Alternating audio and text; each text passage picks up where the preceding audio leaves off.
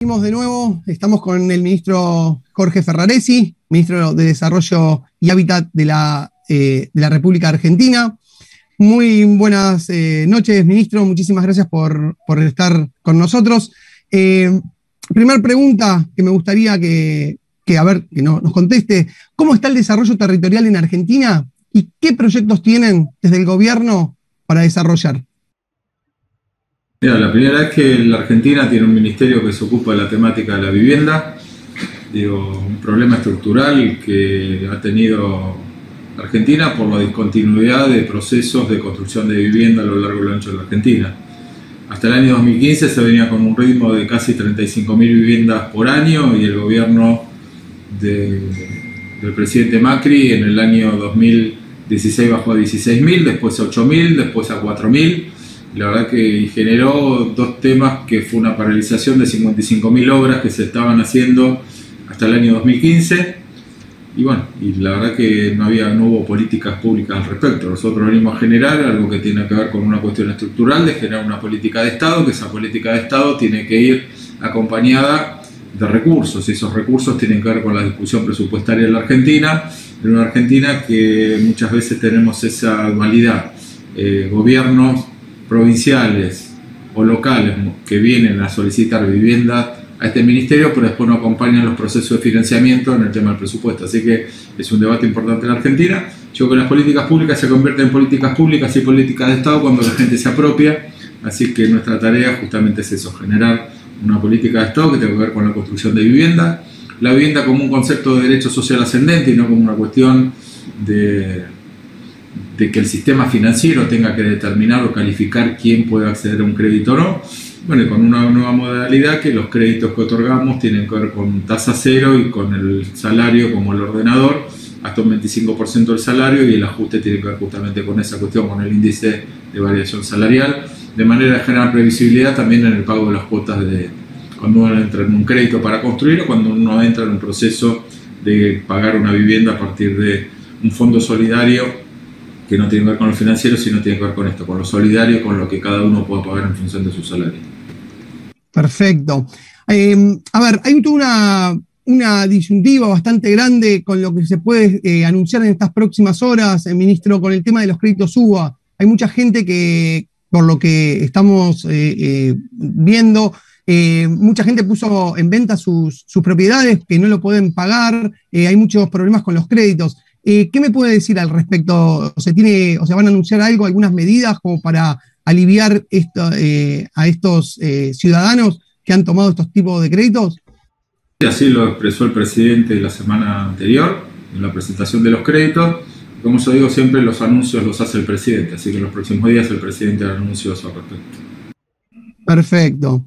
Y el tema de la construcción, en estos últimos tiempos, por lo que estuvimos investigando y averiguando, en la Argentina ha aumentado muchísimo los valores de inflación y quedaron por arriba de los materiales de construcción.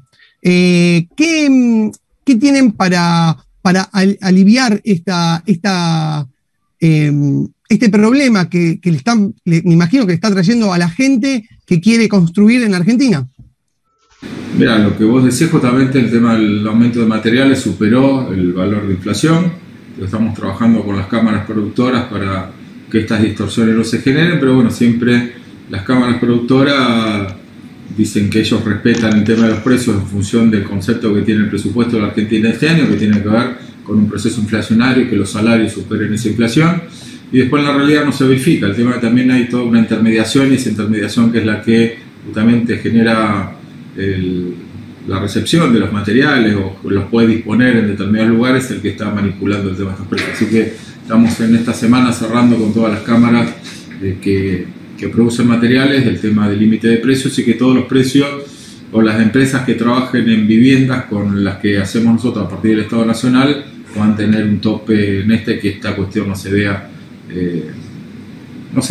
complicada en la función de la construcción, de la misma manera que los créditos que estamos otorgando y vamos a sortear a fin de mes, que son 22.000 créditos para construcción de vivienda. El crédito crece en función del crecimiento del valor del metro cuadrado de construcción, así que también hay una garantía de que son 3 desembolsos, que en cada uno de los desembolsos se ajusta el valor en función de del aumento de la construcción y no correr riesgo el tema de que con la misma plata que se entrega hoy se tenga que construir durante todo el año. O sea, que esos créditos van ajustando en función de, como te decía, el índice de variación de la construcción que, bueno, nos permite poder actualizar y que cada argentino que saque este crédito, que pueda construir, que la pueda terminar la casa y no que después tenga que dejar cosas sin terminar o le alcance para menos y quede una vivienda sin terminar. Tal cual. Y, o sea, por lo que me está diciendo, entonces es como que se quedarían un poco, o sea, congelarían un poco los precios de la construcción. ¿Sería así? Nosotros no esperamos a que se congelen. Nosotros tenemos una expectativa inflacionaria en el orden de los 30 a 31 puntos. Así que lo que deberían los materiales de construcción acompañar esa expectativa inflacionaria o ese presupuesto inflacionario que tiene el presupuesto. Le digo, la verdad que a veces meter presión sobre los precios congelados hace que después esa presión salte. Entonces se acompaña ese proceso que nosotros regulamos de la misma manera que va acompañando el proceso de aumento salarial. O sea, vamos a estar en condiciones de, si el salario supera la inflación, generar condiciones de crecimiento en la Argentina, que es lo que trabaja este gobierno y para lo que trabaja.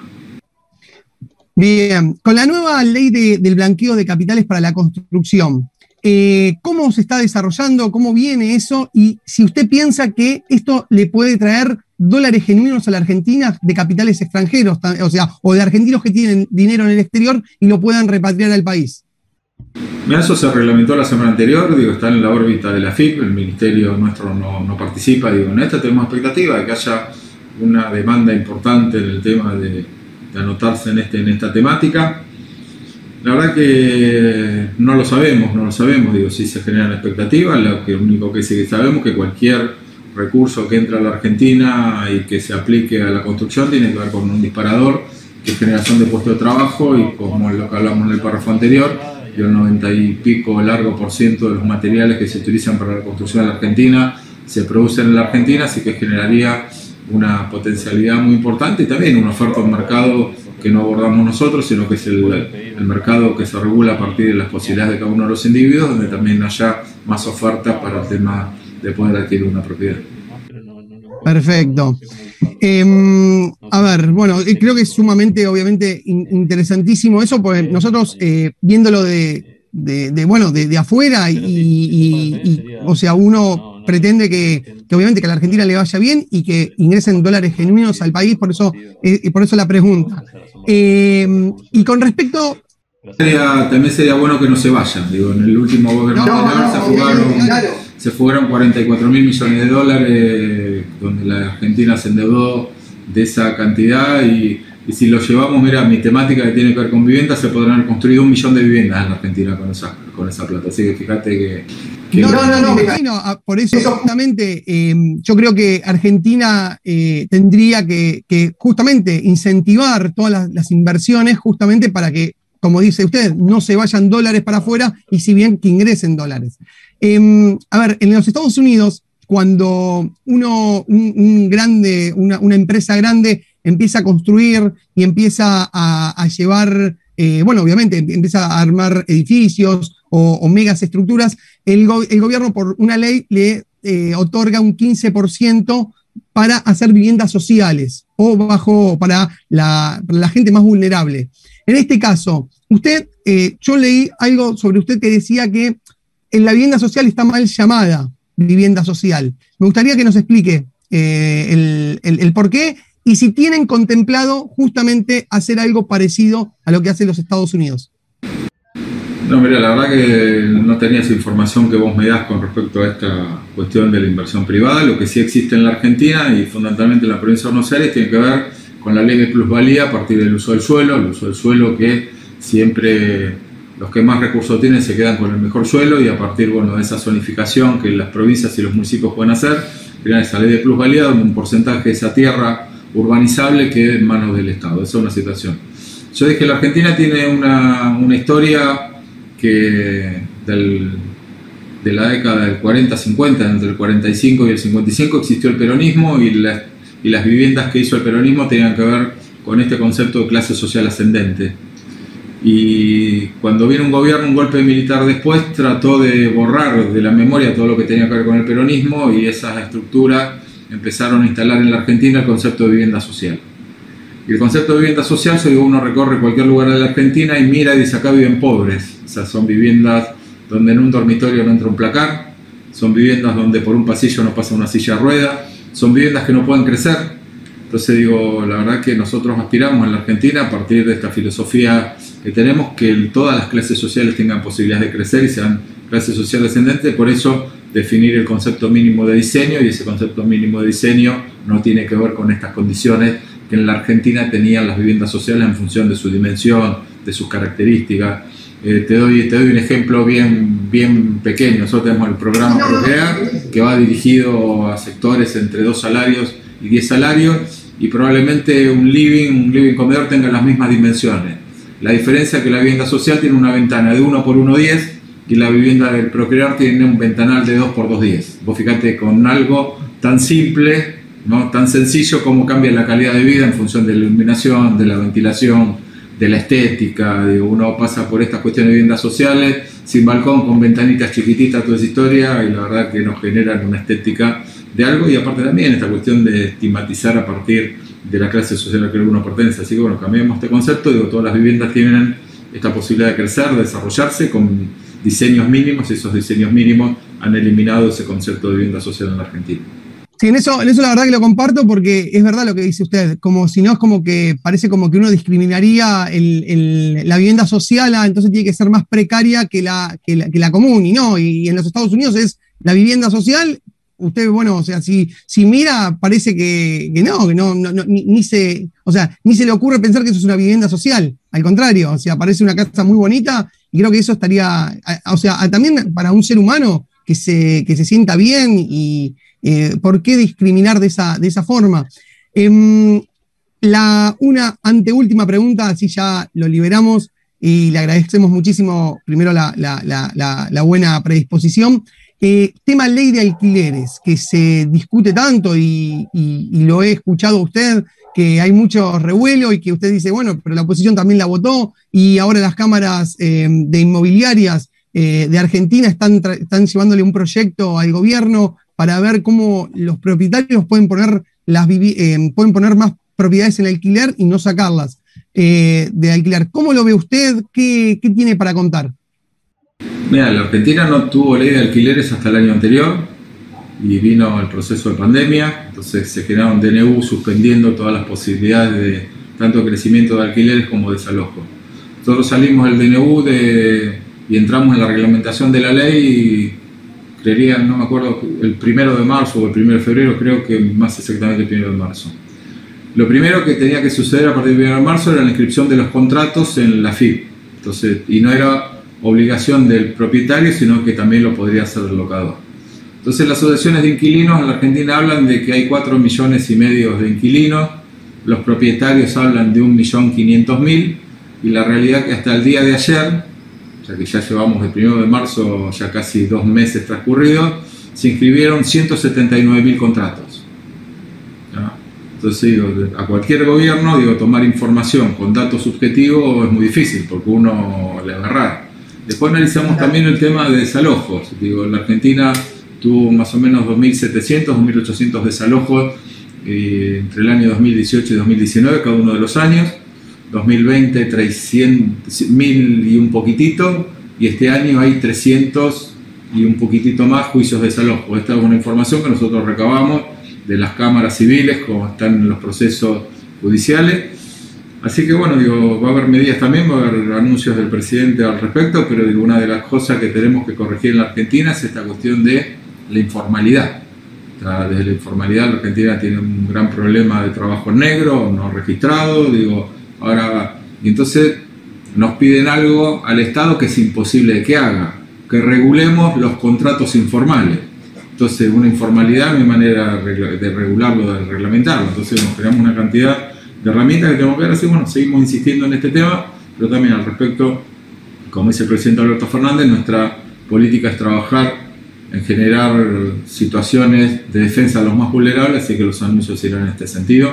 Y mientras tanto esto, yo digo que la mejor política de alquileres que puede tener un gobierno es construir viviendas para que cada vez menos argentinos tengan que tener la obligación de alquilar. O sea que por lo tanto la manera de mejorar esa oferta va a ser disminuyendo la demanda. Entonces nuestra generación de demanda a partir de entregar viviendas, yo llevo un poquitito menos de 6 meses de gestión, ya entregamos cerca de 7.000 viviendas en mi gestión, vamos a llegar a las 10.000 el año que viene y son 10.000 argentinos menos que dejaron de alquilar, o la construcción de 265.000 viviendas en este periodo de 3 años, donde va a haber argentinos a lo largo y a lo ancho de la Argentina que van a tener la posibilidad de acceder a una vivienda con una cuota quizás inferior o parecida a la que pagan en un alquiler. Entonces la verdad que nuestra mejor política creo que va en ese sentido, pero digo, para generar una política de cambio estructural hay que tener una política que se perdure en el tiempo, que esa política vaya transformando a partir de ir en un camino y ese camino no se doble. Tal cual, ministro, y además, que como dice usted, que perdure en el tiempo y que dentro de 4 años no venga otro gobierno y la tire para atrás y siempre estamos en lo mismo, 10 pasos para adelante y 10 para atrás, ¿no? Una cosa así. La idea es que justamente tracemos políticas públicas a largo plazo, como hacen cualquier país del mundo, y que se pueda, más allá que vengan peronistas, radicales, quien venga, las puedan respetar y todo sea para el bien de Argentina. Usted dijo algo muy importante, los más vulnerables. Entonces yo me refiero a lo siguiente, tema de desalojos que está perfecto para los más vulnerables, pero ¿qué pasa con las personas que no pagan y viven dentro de un barrio cerrado, como se lo denomina en la Argentina, y no le pagan el alquiler? ¿También van a acceder a estos beneficios? Porque no es lo mismo desalojar a una persona que no tiene una vivienda y que quede en la calle, o desalojar a una persona que es pudiente y que no paga porque no quiere, o se beneficia del DNU, en su momento que habían puesto. Sí, mira, con respecto a la aplicación del DNU, lo que vinimos viendo nosotros, que el 4,9% de los que alquilaban adhirieron al DNU. Y después, como decidió, sí, por eso digo lo importante de la inscripción de los contratos en la FIP, para tomar información sobre datos concretos, si no es todo muy subjetivo. Como si es de haber casos, ¿cuánto? 1, 5, 7, 99.000, digo, entonces depende de esa cuestión. En el otro aspecto lo mismo, yo vos expresabas eso y yo lo otra vez leía a través de mis redes sociales, una pareja de jubilados está muy preocupados porque no pueden actualizar su alquiler y ese alquiler de esa propiedad que tenían eran para llegar a vivir hasta fin de mes porque con lo que cobran de jubilación no les alcanzaba. Entonces si nos ponemos al otro lado, entonces digo, generar políticas que sean transversales, políticas que contemplen, hay que segmentar las cosas para definir situaciones. Entonces digo, nosotros siempre, por eso que vos rescataste, que nosotros hablamos de los más vulnerables, toda nuestra segmentación tiene en función de resolver y resguardar las cuestiones de los más vulnerables. Pues yo también digo, vienen los abusos y la verdad que uno genera herramientas para que existan los abusos tampoco está bueno. Sí, porque cuando uno leía todo el tema del DNU estaba muy bien, justamente para la gente más vulnerable, pero muchos, como pasa en todas partes del mundo, muchas veces se aprovecha de lo que el gobierno saca para sacar provecho, lamentablemente. A ver, y lo llevo a la última y ya lo liberamos y le agradecemos muchísimas gracias obviamente por prestarse a la entrevista. De vuelta le tengo que preguntar, tema créditos UBA, ¿nos puede adelantar algo, aunque sea? Porque, no somos un canal argentino, ¿cómo están estas personas que muchas tienen que vender su propiedad o para poder cumplir y están bastante preocupadas? Aunque sea algo que nos pueda adelantar qué pueden llegar a proclamar. El presidente, obviamente. Los anuncios los hace el presidente y te decía justamente siempre resguardando a los vulnerables, entonces trabajar en esa cuestión. También digo, es muy heterogéneo el tema de los créditos UBA, entonces también tenemos que tener esas consideraciones de lo heterogéneo, así que, pero hay mecanismos, hoy el mecanismo de los créditos UBA ninguno puede superar el 35% del ingreso familiar. Y si alguna persona le supera justamente el 35%, usted lleva tranquilidad que, obviamente lo puede. ¿Qué tiene que hacer? ¿Tiene que ir con un abogado? ¿Tiene que generar un amparo? El banco en el cual tiene el crédito y justamente aplica la resolución del Banco Central, que la resolución está en la página del Banco Central. Y si no, por supuesto, se presenta o denuncia ante el Ministerio y nosotros interveniremos en función de esto. Pero va a haber anuncios igualmente que van a superar estas cuestiones coyunturales que vos nos planteamos. Perfecto. O sea, usted está claro que ningún argentino se va a quedar ningún argentino que tomó crédito UBA va a tener, no va a tener que vender su casa para poder pagar el crédito o no le van a expropiar la propiedad. Y en eso estamos trabajando en esa cuestión, estamos trabajando salvo que la quiera vender porque se quiere una mejor. Tenemos que referenciar siempre desde el Estado esa base para el cual después uno, a partir de las condiciones y del esfuerzo que uno ponga, pueda llegar a crecer, pero nosotros tenemos que dar la base de la pirámide para que eso suceda. Así que bueno, yo por eso te digo, en el tema uva hay mucha diversidad en función de propiedades de muy alto valor. El gobierno anterior del expresidente Mauricio Macri había propuesto, eso la verdad que no, o sea, usted me lo puede decir bien, como que se actualice por el tema inflacionario y por el sueldo, ¿no?, de la persona. Hoy los créditos se ajustan por la inflación, o sea, el proceso inflacionario que va determinando, y en una Argentina tan inestable como ha sucedido en los últimos años, la verdad que da miedo, entonces uno proyectar estos niveles de inflación para los próximos 3-4 años, la verdad que da, entonces digo, queda la previsibilidad, lo da el salario. Todos los créditos que nosotros entregamos tienen que ver con el salario. El salario ajusta de una determinada manera, vos sabés que pagás un porcentaje de tu salario en lo que tiene que ver con la vivienda. Ahora, en el otro esquema, lo que vas perdiendo es calidad de vida. Probablemente puedas mantener la cuota de la vivienda, pero dejaste de ir con los chicos al cine, no sé, un día tipo de cosas. Entonces digo, puede ser que en una de esas no deje de pagar, pero sí va perdiendo calidad de vida en función de que los recursos que tiene van siendo menores y cada vez de su sueldo más plata la tiene que poner en esto. Así que bueno, por eso digo, generar un cambio de paradigma. El presidente, ministro, ¿cuándo va a hacer los anuncios el presidente de la Nación? Estos días, digo, seguramente. Seguramente desde el viernes, ¿no? Y bueno, el tema que también, digo, está el tema de la pandemia, el tema de los casos, el tema, bueno, de la saturación del sistema sanitario. Digo, hay temas, ¿no?, que tienen una prioridad, que se va en eso a la vida de los argentinos. Nosotros un día más, 2 días más, 3 días menos, después de un proceso de casi ya créditos que se han entregado hace 4 o 5 años. La verdad que, digo, un día más, un día menos, seguramente que es importante, pero digo, por eso digo, la agenda la maneja el presidente en función de esto, y muchas charlas con todos los gobiernos, con los gobiernos locales, digo, con la gente que trabaja en el sistema sanitario, digo, porque la verdad que la cantidad de casos en la Argentina preocupa, y hasta ahora la verdad el sistema sanitario ha respondido de manera extraordinaria, pero también hay un agotamiento, hay un cansancio, hay ya una ocupación de cama altísima, el sector privado el 100%, el sector público casi, y con un cambio de internados que, bueno, ya no son tan grandes, de tan avanzada edad, sino de menor edad. Entonces los tiempos de terapia terminan siendo más largos. Entonces también esta cuestión de recambio en el tema del sistema de terapia se hizo mucho más lento. Entonces todas estas cuestiones hay que atenderlas, porque bueno, digo, la verdad que lo primero que tenemos que preocuparnos por cuidar a los argentinos. Muchísimas gracias, ministro, muchísimas gracias por atendernos, por darnos esta entrevista y nada.